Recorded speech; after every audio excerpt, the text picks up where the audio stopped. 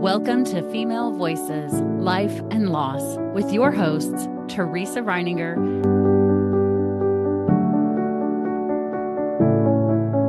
and Wayna Berry.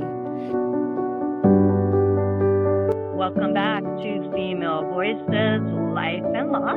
I'm Teresa. And I'm Wayna. Join us for each episode as we explore lived stories, offer gentle insight, and hold space for what it means to navigate life after loss. This is a space for women carrying grief, loss, and life transitions, especially the ones held quietly while still showing up for everyday life. This podcast offers language for what you are feeling and guidance for who you are becoming. And now your hosts, Teresa Reiniger and Wayna Berry. Welcome back to Female Voices, Life and Loss, where we share live stories, gentle insights, and hope for life after loss. I'm Teresa Reiniger, a grief specialist, a women's coach, and the founder of Living After Grief. Today is a little different because I am joined today by someone many of you have probably heard about over the past year or so because I've mentioned her, and she's also a returning guest, and she is my coaching partner and a dear, dear friend of mine. So Dena Woulfe is a registered nurse, holistic health coach, NLP master practitioner, and together we have been having the privilege, and I will say privilege, of walking alongside women who are navigating grief, divorce, caregiving, identity shifts, burnout, and some of those seasons in their life where they simply no longer feel like anything fits, like they don't know who they really are anymore. So while our backgrounds are very, very different, our hearts are the same. We both believe healing isn't about fixing what's broken. It's about gently uncovering the parts of ourselves we've lost beneath years of survival, expectations, and the old patterns. So together, we combine grief work, neuroscience, NLP, nervous system regulation, breathwork, and the compassionate coaching to help women reconnect with themselves, not just emotionally, but physically, mentally, and spiritually. So today we're going to pull back the curtain on what coaching together actually looks like, why it works, and why we're so excited about an upcoming event that we have, a retreat called The Woman I Used to Be. So Dena, welcome to the podcast. I'm so glad that you're here. Oh, thank you so much for having me. It's such a pleasure to be here with you and always love spending time with you. So thank you so much for having me. Same. We always have, we always have new ideas, always good things come from any conversation that we have, whether it's with a client or just the two of us. We're always brainstorming something like we were just doing before I hit play. Some new things coming. Can't say anything, just ideas so far. So let's just dive in. So when many people hear the word, in air quotes, coach, they really don't understand what coaching can look like. How would you describe what happens when someone sits down with both of us together? Yeah, that's such a great question. I love that we bring such diverseness to the table. And so, you have extensive background in the funeral homes, and you've seen people living through grief, what that looks like. I have my background in nursing and holistic and functional medicine and breath work. And inner healing and deliverance, and so there's so many aspects that we bring to the table. And so what I've found and what you and I see is there is no one size fits all. We don't do anything cookie cutter. No. And I think most types of coaching kind of looks like, hey, plug into my system and, here you're going to walk through these steps. We don't do that. What we do is we listen and learn who you are, what your journey has been up until this point, what is the road that you want to go? How are you wanting to get there? How fast do you want to get there? And we're taking all of the skill sets that we have learned and we're bringing all of those to the table to facilitate that movement, that shift, that transformation in a fashion that is quick and painless. And so the coaching with us looks very, very different from coaching with other people for sure in that regard. Yeah. And I love that many times I don't know of any other really, I can't think of any other two coaches that coach together simultaneously with a client. So it's like 2 to 1. And what I like about that is just because of our diversity, there's two perspectives here to really help you. Like, for example, like maybe what Dena's thinking would work for you. I may be like, okay, let's try that. And here's another idea. So there's two perspectives on what's going on with that person and to help and support them to get them where they want to go. And I love too that sometimes we've started working with a client and grief isn't top of what they think is happening. And because we are both so well trained in neuroscience and NLP, we know that those emotions and grief, they're there. And they're coming out. And so what's cool about that is I am able to support that, even if that's not where we began with them. Yeah. So coaching with clients is just what I call like magical when we can work with someone and we get those shifts and stuff with them. It's just beautiful. So one of the things that we often notice is that women come to us believing they're struggling because they aren't strong enough.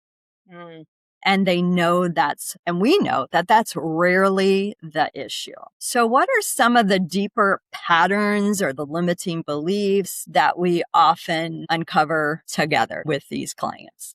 Oh, there's a lot that we uncover. And just like you were saying, and I was motioning, it's like layers and layers and layers. It's like an onion, you get to peel it back. And really what we do is we want to work on that core. We want to get to that core, right? Of where some of those beliefs got programmed in. And that's really our specialty, our secret sauce, right? And so we look at things like self-rejection. How is that playing out in your life? We look at things like guilt, shame, doubt. There's abandonment. There's just so many different things. Like we've got these scripts running in our head that we don't even know sometimes are there, but our clients are seeing the fruit of those scripts or those beliefs, right? And they're seeing it as like, my goodness, people just keep leaving me. My goodness, like every relationship I have ends like this. I keep getting stuck with an ex kind of a person, like an abuser or someone who's narcissistic or, whatever. And so you'll notice the fruit by the patterns in your life. Well, we look at those patterns and then drill down and find what the root cause underneath in that script is. And then we help you rewrite that script. Yeah. And it's just when that shift happens, that awareness comes, as we talk about a lot. It's just beautiful to see. You see kind of a look on their face. It's really a reframe and some awareness that comes and a little head tilt. And it's like, but when we get that, it's like things move quickly. I'll just say, because once that shift happens in those patterns, in those limiting beliefs that they have, that they don't even realize that they have. And it does take many, many times someone else to hear that through their language, through what they're saying, through some patterns to really point that out. And not that we're pointing out that there's a problem. I'm sure you'll add to this, but every pattern, every belief that they have came to them and started in them as a protection. And you speak a lot about this, almost a protection, really, for sure, for their nervous system. So do you want to elaborate a little bit on that? For sure. Yeah. One of the core ways that we help people on a regular basis is through breathwork. And I think, breathwork is such a great way to help the nervous system start to feel safe. And like you said, you can't change what you're not aware of. So the first step that has to occur is awareness. And so this is how we start noticing the patterns. Okay, there's an awareness there. Now we can start to dive into what is the core belief. How can we shift that core belief? And before we can go to that, what we need to do is really work on the nervous system, help that nervous system relax a little bit. Because I want you to think about, like, if you're laying in bed and you're exhausted, you're so exhausted, you get into bed and you're like, I'm so tired. I can't wait to go to bed. You get your head on the pillow. You got your jammies on. You're nice and cozy. And then you're like wide awake and you're like, oh, I'm so exhausted. Guilty sometimes.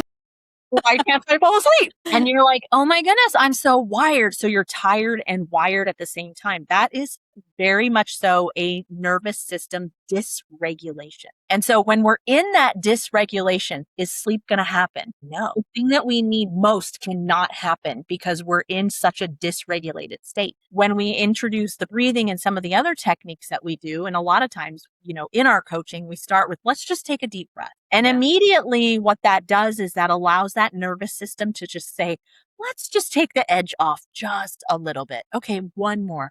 Little bit lower, one more, a little bit lower. Then we can start getting to that core. But if you're on high alert, you're not going to be able to even think clear. Your nervous system is so heightened and so I'm not doing any of this, that it makes it very difficult to start the healing process. And so one of the things that we're really, really good at is getting that nervous system to calm so that you can feel safe in your body. And now shift can happen. Shift cannot happen with a nervous system on high alert. Sure.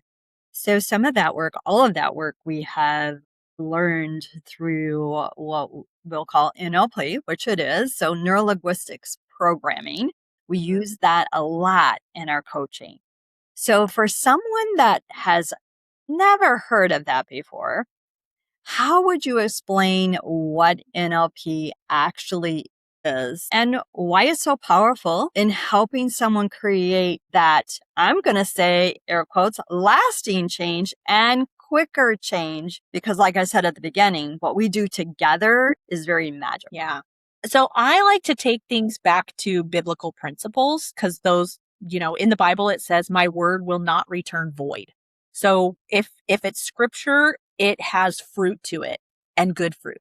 And that's really what we want you to have in your life too, is good fruit. In Romans 12:2, it says, be transformed by the renewing of your mind. And then there's also a verse that says, the words that you speak are life and death. You will, basically what you're saying, you will eat the fruit of it all the days of your life. And so I want you to think about the things that you speak create. And that's the neuro-linguistic part of neurolinguistics. Now, if you're constantly speaking death, and the power of life and death is in the tongue, that is one of the other verses, right? And so if you're constantly speaking death and the words that you speak create, what do you think the fruit of your life is going to be? Death.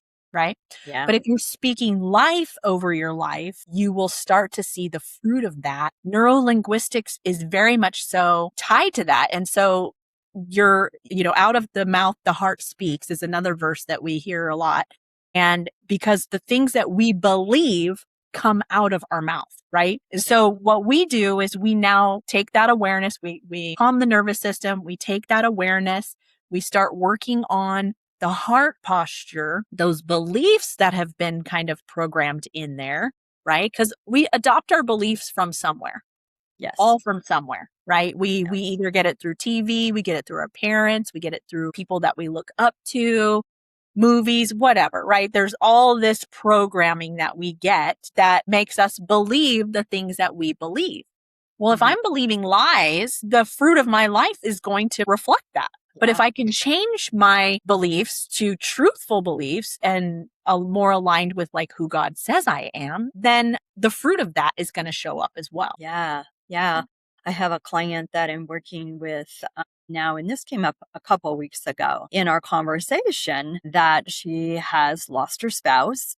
And she kept saying, well, I don't want to burden other people with what's going on, what I'm feeling, what I'm doing. And so it was just really like you're talking about. She's speaking that because somewhere along the line, she felt like a burden to somebody. So now she's feeling that all the time. And so we dug into that, define what a burden is. Yeah. And sometimes when we can just dive into a person, explaining their definition of that, Yeah. that's when that light bulb goes off and that head tilt goes. And it's like, that's not really where my heart is. And yeah, I can see where I think that, but that's kind of silly why I think that. And so then there's that quick shift, which really supports that lasting change and that quicker change with people when they can quickly see that. And I think we, because of our training, are both really, really good at tuning in and hearing that from other people and allowing them to talk. And they come to the realization they're the only ones that really know. But it's just questions and guiding that conversation many times for them to get those shifts, which I love. So because we love coaching together, and like I said before, there's many times that we have very different lens, but as a nurse and a holistic health coach, what are you noticing? And we kind of talked about this a little bit or what already, but what are you noticing that complements my work in grief and life transitions when you come into the picture with that nursing and holistic, and also when we talk with clients that are business owners, because you have a background in that. Yeah. So I run 3 businesses. I've done business coaching, both sides, been coached and business coached. And then, so I've been in this space for so long, and it's interesting because like we were saying, the fruit usually comes from the heart, right? And so when we have something happening in our business, it's more than likely happening in our relationships. It's more than likely happening in our parenting, because how you show up for one thing is how you show up for everything. So we have different clients come for different reasons. Absolutely. And, it's always interesting. I coach a lot of people for weight loss and hormone support and that kind of stuff, right? And so they come in for a reason, like, I just want to lose weight. But then when we get to the root of like what it is, like, it's not really to do with that at all. And so, yes, same thing with like business. It really doesn't matter what it is. Like, we get to the core of what the actual issue is. And most of it has to do with programming and past burdens or traumas that have happened, right? Like, we have a core of our identity, and sometimes that gets split or fractured or shard or whatever because of the things that we've gone through. And so it's like, well, what can we do to help make that person feel more whole? And when we do that, it spills over into everything that they're doing, their weight loss, their business, their relationships, their finances, like all of who they are now starts to align with who they were created to be. Yeah. It's very much a holistic, like all aspects of their life. And I'll just add to that, like when we're diving into some of that, even weight loss and whatever it is or their business, underneath many times there's, like you said, that core belief, there's a lot of emotion for sure attached. And many, many times there's a type of grief or loss, that emotion is attached as well underneath those things. And so that's why I think is really beautiful that you can speak to it in one angle or one way, and then I can come in with the emotional component of it and just heal both, really, at the same time is how I would describe it. Yeah, we definitely complement each other on like what we bring to the table. Cause like you said before, it's different perspectives. And then, you're bringing that aspect of the emotional side. My background's more in like the physical, the implementation, the more analytical. And so we bridge that gap together very, very nicely. Yeah. And then it speaks to that whole person so well. Yeah. And as the listeners have been hearing, that spiritual component, as I said at the beginning, that emotional, physical, spiritual, mental, all of that, we have those covered. Like you're hearing from Dena, that spiritual part. Dena leads with that. I follow, but she is definitely can lead with that spiritual component with all of the clients, And we learn very quickly if that is a top priority or not. I mean, I do have clients now that I work with by myself, solo, and we have clients that we work with together that there's always a prayer at the beginning or the end. And so that spiritual component comes in as well as we talk about situations that they're going through. So I love that. It's really that whole holistic piece that we have all angles very much covered as we work with clients. So one thing that really both of us have witnessed is that healing isn't just about processing that grief, which we've already talked about. But why do you think many times identity work is such an important part of healing as we work with them? I find more and more identity is a struggle. For sure. For sure. I think as we look at maybe even kids who are kind of being like pre-puberty, they have so much information being thrown at them. It's like drinking from a fire hose 24/7. Right. And so all this information, all this programming, all this stuff being like in their face, it's hard for them to recognize like who they are. Yeah. They also don't have the life lived like we have. Right. And so like as you get older, you just automatically get wiser because things happen and you learn. But as a young person, that doesn't happen. And so we see where like core identity starts to become fragmented or split or shard off a little bit because of, maybe somebody got bullied when they were younger, or maybe their parents went through a divorce. Maybe they lost a parent when they were young. I have friends that have gone through, I have a friend that had lost her mom at 3 and she was the oldest of 4. And so like there's a lot of over responsibility that got baked into her life, right? Because she was the oldest. And so we see these core identity pieces play out in their life over and over again that they're not even really aware of until like we get a hold of them. They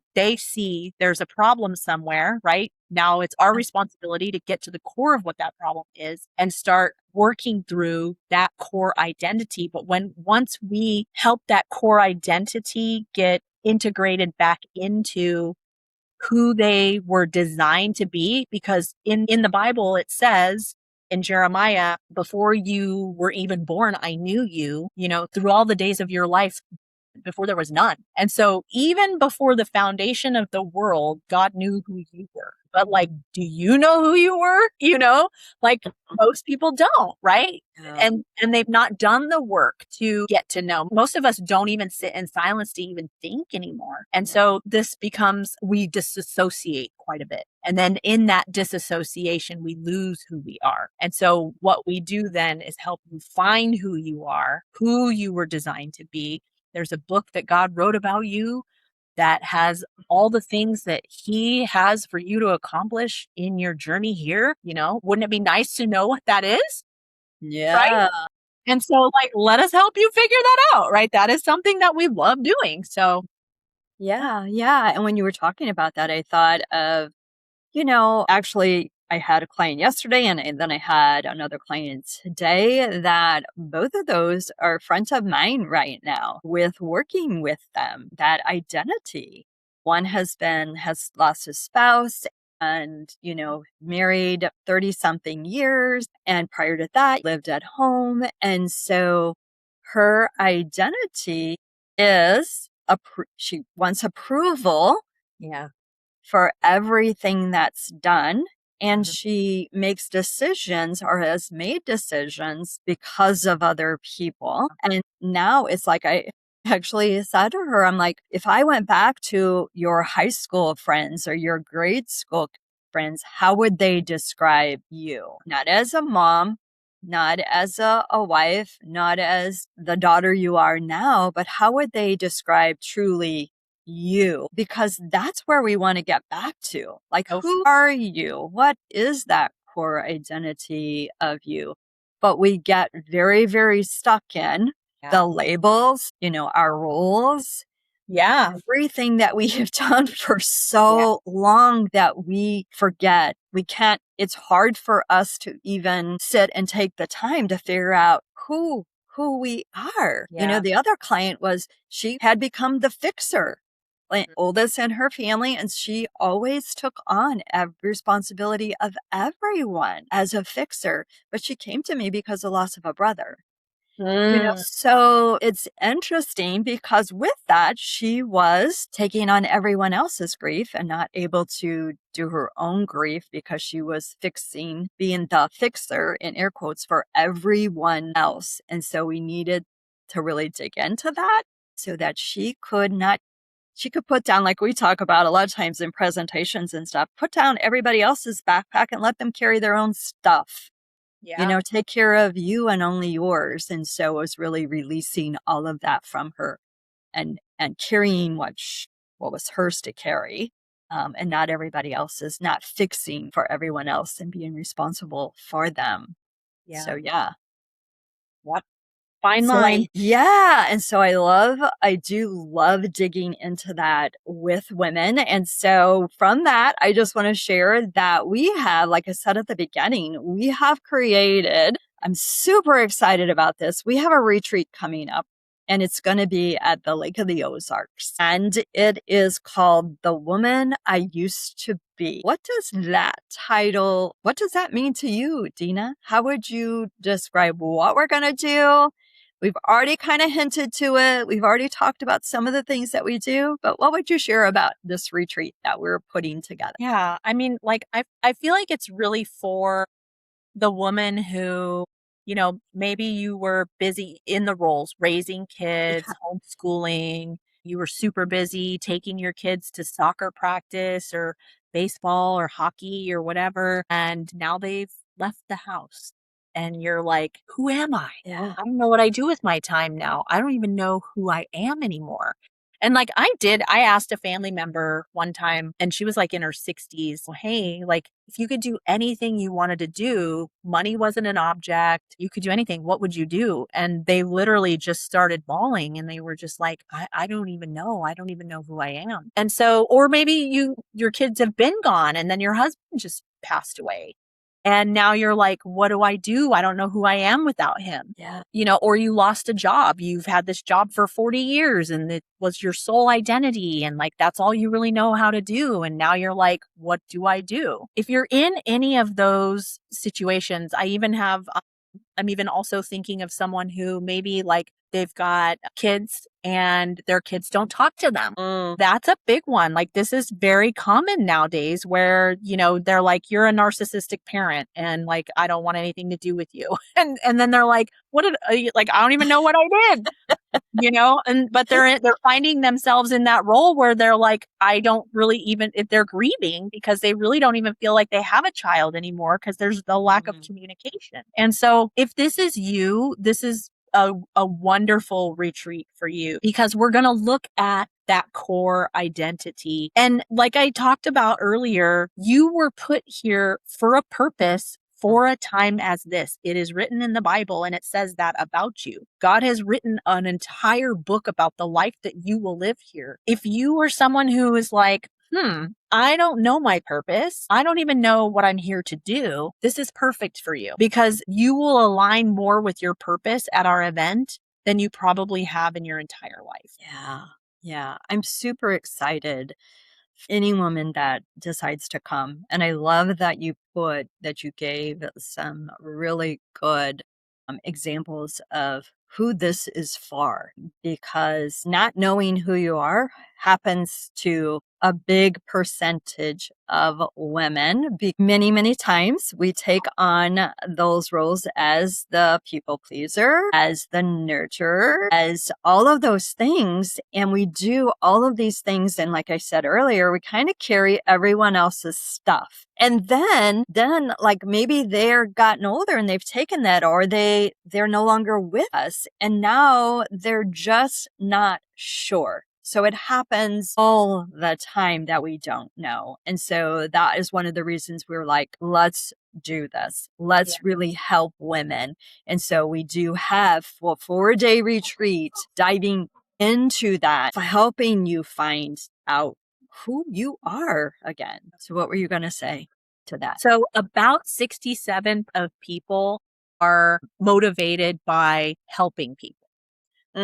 So this is like a personality type. and it's majority of people. But what happens is those people are so involved and find so much identity in helping other people that they almost overstep the boundary into people pleasing, or have overstepped the boundary into people pleasing. And what that does is it creates friction in relationships, because you and I, we've experienced things, right? Mm-hmm. And in those experiences, we've learned things, right? So we've had a lesson. We've had a lot of lessons, right?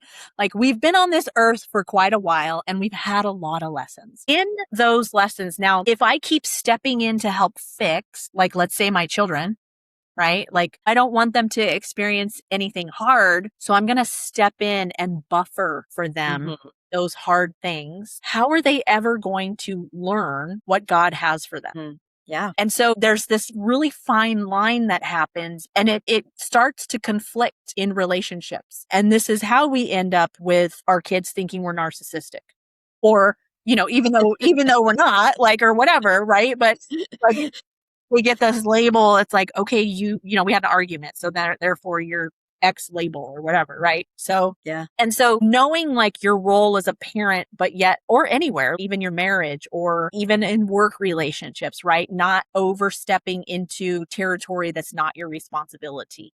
And I think that's where we help a lot of our clients too. And we're going to be talking about this at the retreat as well, is really keeping that role or that core identity on that line and not crossing over into someone else's lesson, because it steals their blessing ultimately. And we don't want to steal other people's blessing. You don't want to have that responsibility when you get to heaven and God's like, look, I put you there to help, but then you went and tried to be Jesus, Okay, I'll remember that. I don't want to be Jesus. No, it's already. I want to help you, but not too much. Yeah, exactly. Yeah. Yeah, and you want to help. You want boundaries, right? Healthy boundaries are a lot of things, a lot of what we talk about, so that the backpack doesn't get heavy. Yeah. Yeah. And I kind of chuckled in the middle of that when you were talking, because what came to mind for me was a friend saying to me that, my daughter is blaming me for how she turned out. And she said she's turned out as she is because I never spanked her. I never disciplined her by spanking her. And she's like, what? Here I thought I was doing good, and now she's blaming me because I didn't spank her. I'm like, I've oh my gosh. That's interesting. Like, I'm mad because you didn't spank me. No, I just heard that about 2 weeks ago from a friend that her daughter said that to her. I'm like, oh my God. But it's their perception of what they think. And who knows where that perception, but we want to figure it out logically, and it can't always be figured out logically.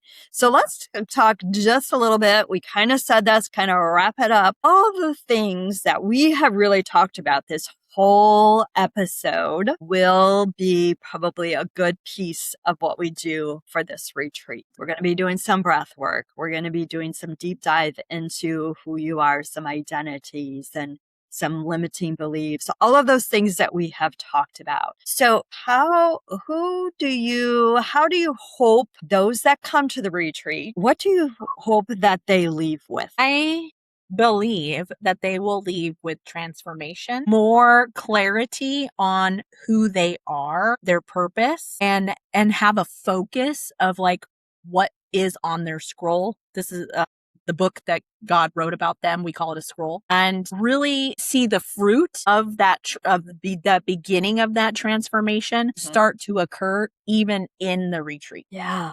Yeah. So not everybody, there's not space for everyone to come to the retreat, but if you still want to work with Dena and I, we would love to work with you if the retreat is not the best fit for you. So anything else you want to share before we conclude this episode? I've enjoyed it very much, and I think we've shared some good tips, but anything else that I did not ask a question for you to answer? I think you got it all very, very well. It's always a pleasure to spend time with you, Teresa. You and I, we work so well together. I love all the fruit of what is brought when we do work together, and seeing just the amazingness of our clients. I did want to share We've had one client that I recently worked with was struggling with imposter syndrome. So if you are a business owner and that is something that you struggle with, just even after one session with me, she has got more business. She doesn't feel like an imposter anymore. She's more aligned with who she is in Christ Jesus. Like literally just, she's like, I'm mind blown at how quick of a transformation that was. And so that's just a little piece of like what I hope that our participants for this retreat receive. Yeah. I know they will. I know they will. I'm excited Because to do it together. we're magical together. Like I say, we're magical together. So Dena, thank you so much. My As pleasure. always, for joining me today and for sharing so much from your heart. I love all the wisdom that you're always sharing. And for the listeners, if today's conversation really resonated with you and you want to know more, this is where you go to those show notes, because healing isn't about becoming someone new. It's about remembering the woman who has been there all along, beneath the grief, the responsibility, that pain, and that expectation that's been put on you by you and others. If you've been feeling that quiet little nudge that it's time to reconnect with yourself, we would love to invite you to join us in September. All of that information will be in the show notes. And I don't know if I mentioned this, we're going to the Lake of the Ozarks. And so it will be beautiful. We'll be right on the lake. So peaceful. But you'll find all that in the show notes. And so before we go, I want to leave you with this. Whatever loss or life let's do that again. Whatever loss and life transition you're walking through today, may you remember this. Your story is not over. Healing is possible. And you don't have to walk this path alone. So until next time, keep choosing yourself one gentle step at a time. Until next time, this is Teresa with Living After Grief and host to Female Voices Life and Loss. Thanks for listening to Female Voices Life and Loss. If this episode resonated with you, helped you feel seen, or gave language to something you've been carrying, we invite you to share it with someone who may need it. Be sure to follow the show so you don't miss future episodes and the powerful voices still to come.